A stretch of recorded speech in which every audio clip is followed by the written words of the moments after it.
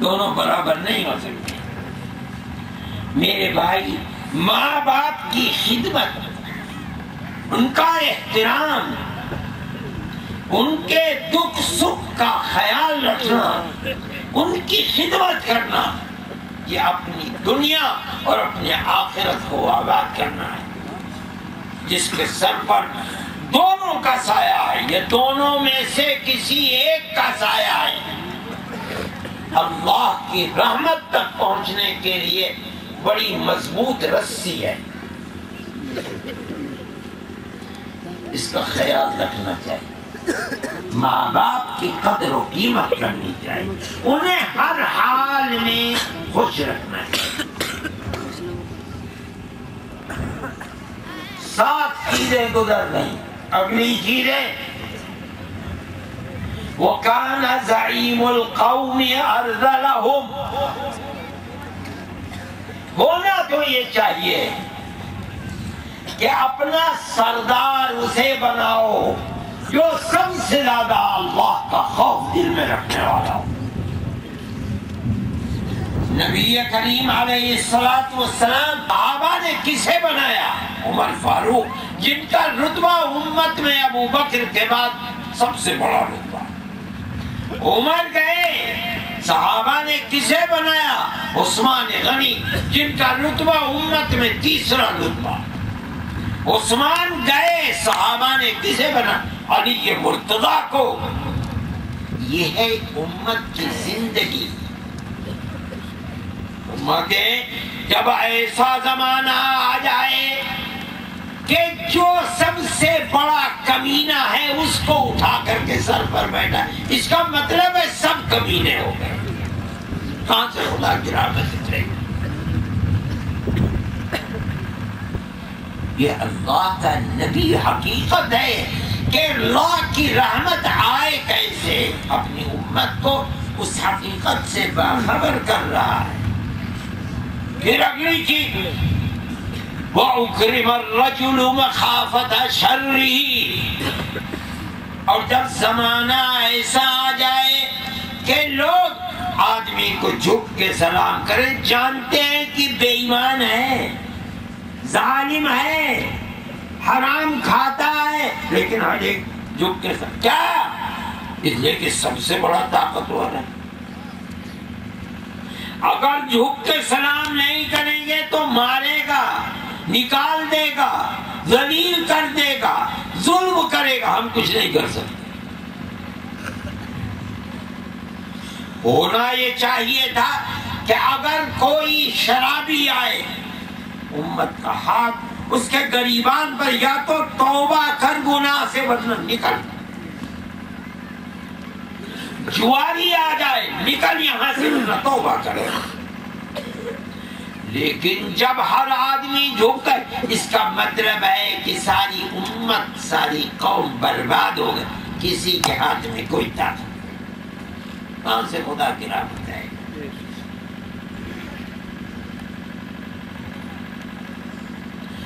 پھر فرماتے ہیں وَارْتَفَعَتِ الْأَصْوَاتُ فِي الْمَسَاجِدِ، مسجدیں اللہ کا گھر ہے، ان کا احترام کرنا چاہیے۔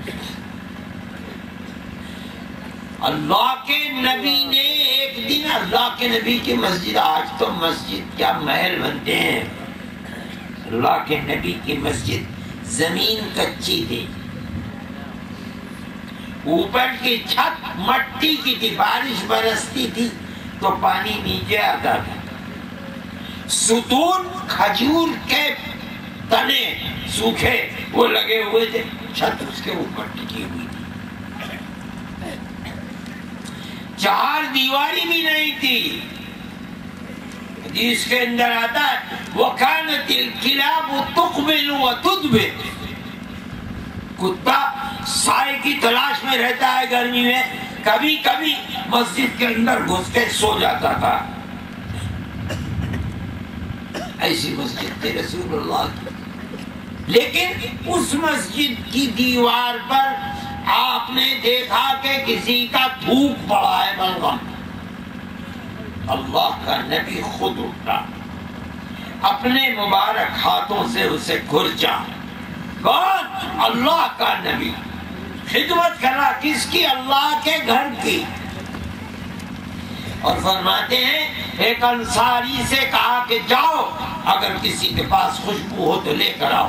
ایک انصاری دوڑا ہوا گیا اور اپنے گھر سے اللہ کے نبی نے اپنے مبارک ہاتھوں سے خوشبو لگائی۔ یہ تو مسجد کی تعظیم ہے۔ لیکن فرماتے ہیں جب زمانہ ایسا آ جائے کہ جس طرح بازاروں میں شور مچتا ہے اللہ کے گھر میں شور مچنے لگے، کیا مطلب؟ اس کی تعظیم مسلمان کے دل سے نکل جائے، کیا ہوگا؟ خدا کی رحمت کے دروازے بند ہو جائیں گے۔ پھر فرماتے ہیں وَشُرِبَ الْخَمْرُ، اور شراب پی جانے لگے، امت شراب پینے لگے۔ شراب کی دکانیں جہاں ہیں جا کے دیکھو صبح سے شام تک، اور سروے کرو کتنے مسلمان آتے ہیں کتنے ہندو۔ آبادی مسلمان کی کم ہوگی، شراب کی دکان پر پہنچنے والے کم نہیں ہوں گے۔ یہ آج کا حال ہے۔ اس لیے فرمایا وَشُرِبَ الْخَمْرُ، جب شراب پی جانے لگے۔ کیا مطلب ہے؟ مطلب ہے کہ انسان کو برائی سے روکنے والی چیز اس کی عقل ہے۔ شراب پی لی یہ عقل ہی جاتی نہیں۔ اب کچھ پتہ نہیں کہ ہاتھ جدھر بڑھا رہا ہے اس کی ماں ہے یا بیوی ہے یا بہن ہے یا بیٹی ہے۔ اسی لیے اس کو اللہ کے نبی نے مفتاح کل شر، ہر گناہ کی کنجی بنایا۔ بس شراب پی لو جو چاہے کرو۔ حدیث میں آتا ہے کہ جبریل امین نے آپ کو 2 گلاس یا 2 پیالے لا کر پیش کیے، ایک میں شراب اور ایک میں دودھ۔ اللہ نے فرمایا ان دونوں میں سے جسے چاہو لے لو۔ حدیث میں آتا آپ نے مشورہ جبریل سے کیا کس کو لوں؟ جبریل نے اشارہ دیا کہ اس کو لے لو، دودھ کو۔ آپ نے دودھ کو اٹھا لیا، فرمایا بڑا اچھا کیا آپ نے دودھ، اگر آپ شراب کے پیالے کو اٹھاتے لغوت امت، آپ کی پوری امت گمراہ ہو جائے۔ جب شراب پی جانے لگے مسلمان، شراب اللہ، آج تو جس کے ہاتھ میں بھی 2 پیسے ہیں جوان، اور شراب کو شراب سمجھتے ہیں۔ میرے یہاں شہر ہے یو پی کے اندر، دیوبند سے کچھ 100-150 کلومیٹر کے فاصلے پر سوارا، یہاں کے مولانا حفظ الرحمان صاحب سوار بھی تھے، وہ جمعیت علماء کے صدر تھے، اب دنیا سے چلے گئے۔ مولانا عبدالجلیل صاحب کہنے لگے مجھ سے شراب کا دکاندار کہہ رہا تھا کہ مولوی صاحب میری شراب ہولی میں اتنی نہیں بکتی جتنی محرم میں بکتی ہے۔ کون خریدتا ہے محرم میں؟ مسلمان۔ کیوں؟ تعزیہ لے کر چلتے کہتے ہیں امام حسین کا لشکر، اور بدنصیبی دیکھو نواسے رسول اللہ کا لشکر اور شراب پی کر کے۔ اللہ کا عذاب نہیں اترے گا تو کیا ہوگا؟ مسلمان کو سوچنا چاہیے۔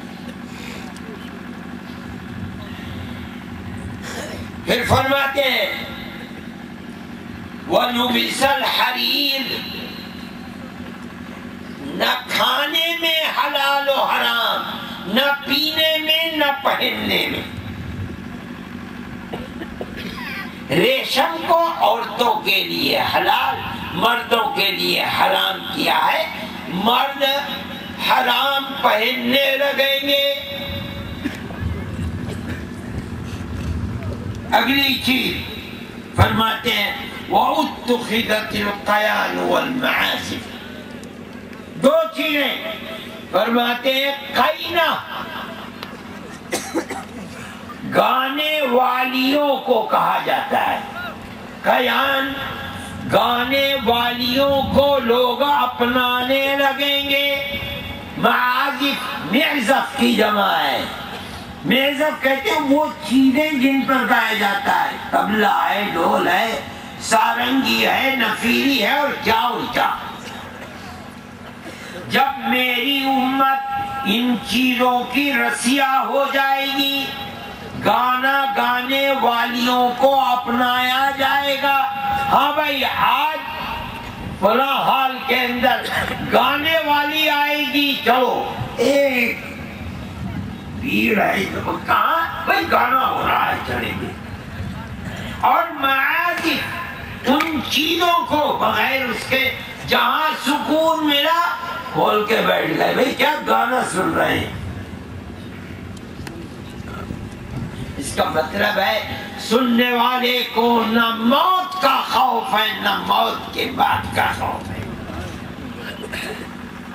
آج تو یہ چیز ایسی ہے کہ اللہ اکبر، ایسا لگتا ہے جیسے رسول اللہ 1400 سال پہلے دیکھ رہا تھا اپنی آنکھوں سے کہ امت کہاں جائے گی۔ شادی بیاہ کے لیے ایسی لڑکیوں کی تلاش ہوگی، اور وہ بچیاں جو قرآن پڑھتی ہیں، نماز پڑھتی ہیں، روزہ رکھتی ہیں، اپنی عفت و پاک دامنی کی حفاظت کرتی ہیں، وہ گھروں میں بیٹھی رہے گی۔ ماں باپ کی چھاتی پر پتھر بنا ہوا ہوگا مگر کوئی رشتہ نہیں آئے گا، اور وہ جو ناچنے گانے والیاں ہیں ان کا رشتہ ضرورت بھی نہیں، لڑکی خود ہی تلاش کر کے لائے گی کہ یہ ہے تمہارا داماد۔ اللہ کی نبی نے تو امت کو تلقین کی تھی۔ صحابہ فرماتے ہیں نبی نے فرمایا تھا کہ آدمی جو شادی کرتا ہے اپنے لیے رفیق حیات کو اپناتا، اس کے اسباب 3 ہوتے ہیں۔ کبھی تو حسن و جمال کے لیے تھے، بھائی میں تو اس سے شادی کروں گا،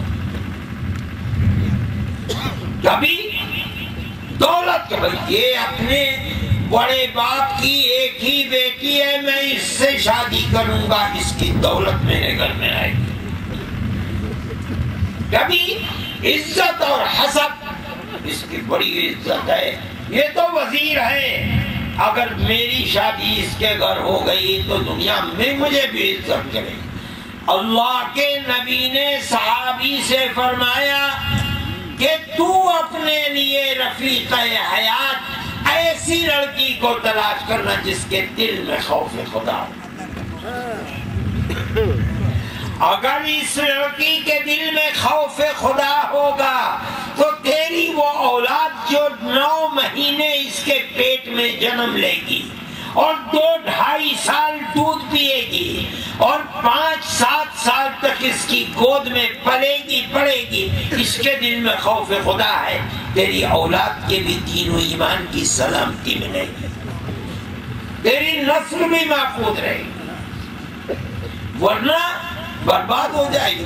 آنے والی نسل تیرے گھر میں دین و ایمان کی روشنی نہیں رہے گی۔ صحابہ کا یہی معمول تھا۔ حضرت عمر رضی اللہ عنہ ایسے دبدبے کا آدمی، امیر المومنین، آج کے بادشاہوں کی طرح اور وزیروں کی طرح تھوڑے ہی تھے، ایسے تھے کہ رات کو جب دنیا سو جاتی تھی اٹھا کرتے تھے، چکر لگاتے تھے مدینے میں، دیکھتے تھے حال کیا ہے۔ ایک دن ان کی تاریخ میں آتا ہے کہ رات میں اٹھے، کیا حال ہے، دیکھا کہ ایک گھر سے کچھ آواز آ رہی ہے، جا کے کھڑے ہو گئے۔ آواز آئی کہ کوئی بڑھیا ہے اپنی جوان لڑکی سے کہہ رہی ہے کہ جا جانور کا دودھ نکال لے، اونٹنی ہے یا گائے ہے یا بکری ہے، دودھ نکال۔ وہ گئی، اس نے دودھ نکال لیا تو ماں نے کہا زدی فیہ الماء، اس میں پانی ملا دے۔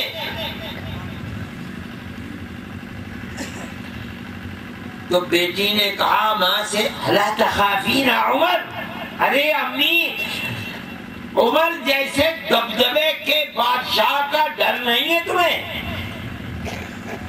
تو ماں کہنے لگی لا یرانا عمر، عمر ہمیں دیکھ تھوڑا ہی رہا ہے۔ تو بیٹی نے کیا جواب دیا؟